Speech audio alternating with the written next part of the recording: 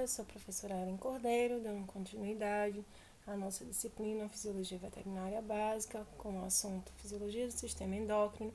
Nós falaremos um pouco sobre os eicosanoides.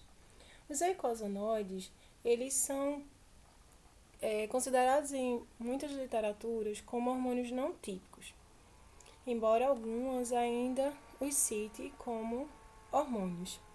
Isso se deve ao fato de os eicosanoides serem produzidos em praticamente todos os tecidos do nosso corpo e estarem relacionados a inúmeras funções.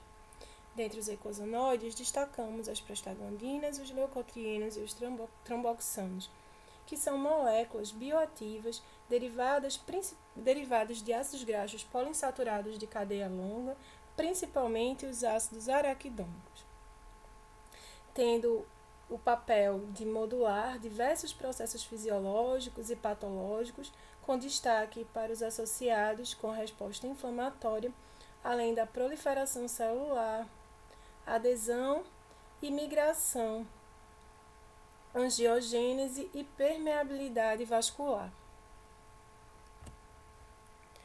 Como já dito, os eicosanoides são moléculas derivadas dos ácidos graxos poliinsaturados de cadeia longa, particularmente o ácido araquidônico, a partir da atuação das enzimas ciclooxigenase, que são a COX-1, 2 e 3, e lipoxigenases, onde a ação das ciclooxigenases, como podemos verificar na imagem, vai desencadear o processo de síntese das prostaglandinas e tromboxanos, onde, para tal, temos a atuação final nessa cascata enzimática para a síntese das prostaglandinas sintases, enquanto que para a produção dos tromboxanos, da tromboxano sintase.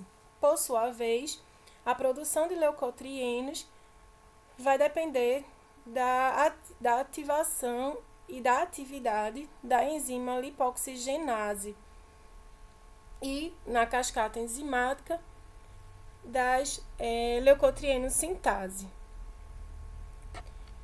que vão determinar a formação de diferentes tipos de prostaglandinas e leucotrienos e tromboxanos e os seus papéis no organismo. Então, em virtude do já dito, os eicosanoides, portanto, têm como propriedades o fato de não serem classificados como hormônios clássicos, hormônios típicos, em virtude da sua produção praticamente em todos os tecidos, o que se deve particularmente à sua função, que, como já citamos, está grandemente relacionada a processos inflamatórios, o processo de coagulação sanguínea que vai se dar em todo o organismo. São importantes mensageiros químicos, assim como os hormônios. Têm uma ação predominantemente parácrina, assim como autócrina, em virtude de que rapidamente são metabolizados na corrente sanguínea, o que difere dos hormônios típicos. É mais uma diferença em relação a esses. Quanto às prostaglandinas, esse é um grupo de eicosanoides que se destaca bastante em virtude de sua produção em vários tipos teciduais e da sua síntese em vários tipos teciduais, em várias porções, né, diferentes tipos celulares, assim como as suas diferentes funções em todo o corpo. O que vai depender não só do tipo de prostaglandina atuante, como também do tecido-alvo no qual atua. Então, existem vários tipos de prostaglandinas, oriundas todas elas dos ácidos graxos poliinsaturados de cadeia longa, como já citado, particularmente o ácido araquidônico, oriundo da membrana plasmática. E o tipo de prostaglandina a ser sintetizada depende da cascata enzimática tecidual. Sendo as prostaglandinas mais estáveis, a prostaglandina E, a F, a D e a I. São as que mais vão ter atuação tecidual.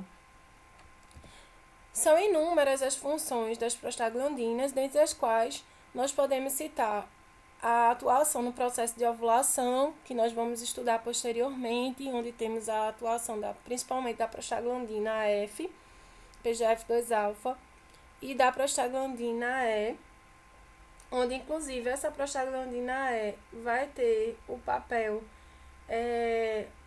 de estimulação da angiogênese, da alteração vascular nesse tecido, a contração uterina, que é um papel bastante importante desempenhado pela PGF2-alfa, a luteólise também por ela realizada, o processo inflamatório, que temos bastante particulação de prostaglandinas, especialmente da prostaglandina E, o processo de pirexia, onde também está envolvida essa prostaglandina, controle do diâmetro vascular, diferentes prostaglandinas podem estar envolvidas, a depender do tecido, e a coagulação sanguínea também, auxiliando os tromboxanos.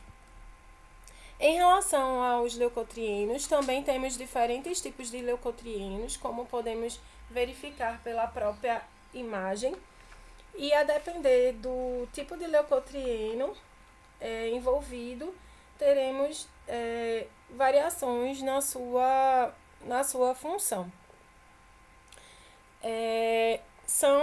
A sua produção vai depender da enzima envolvida, como já vimos inicialmente, a atuação das lipoxigenases e, posteriormente, das leucotrienos sintases, para que ocorra finalmente a produção dos diferentes tipos de leucotrienos.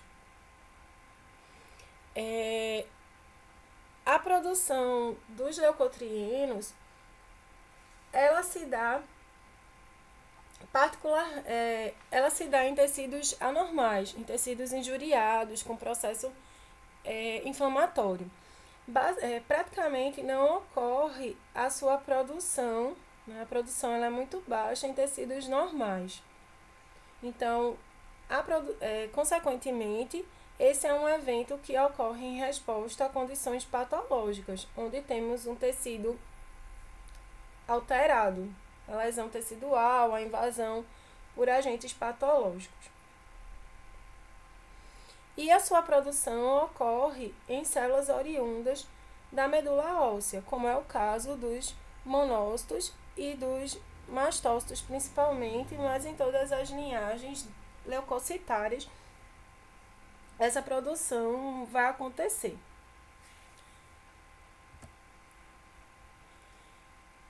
Então, existem, como já dito, diferentes tipos de leucotrienos com diferentes funções sendo desempenhadas. Particularmente, a sua produção ela está ligada a processos alérgicos e processos inflamatórios, então alergias, asma alérgica, dermatites, rinites, artrites, choques sépticos, entre outros.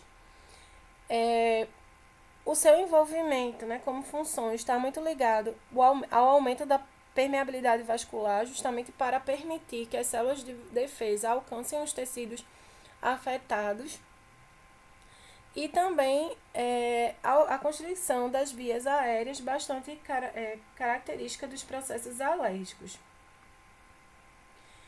Então, a função dos leucotrienos ela está diretamente relacionada a essa migração das células de defesa para os tecidos, visto que eles funcionam como agentes quimiotáticos, ou seja, substâncias que atraem essas células de defesa, assim como a modulação da produção de citocinas e também do processo de dor, além da vasoconstricção, secreção de muco, aumento de permeabilidade vascular nas células endoteliais e de músculo liso, o que varia de acordo com o tipo de leucotrieno envolvido.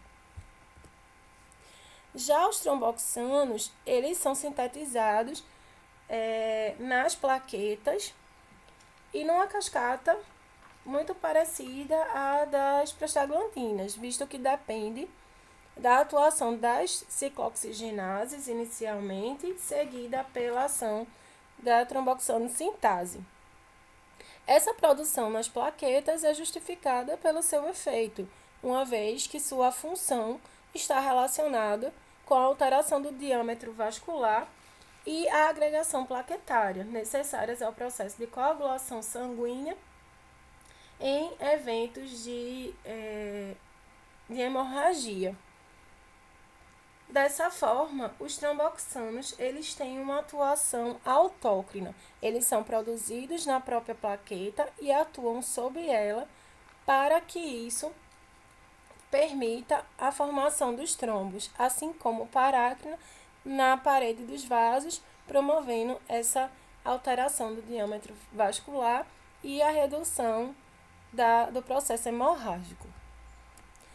Lembrando mais uma vez, todas as imagens utilizadas para essa videoaula foram retiradas do Google Imagem.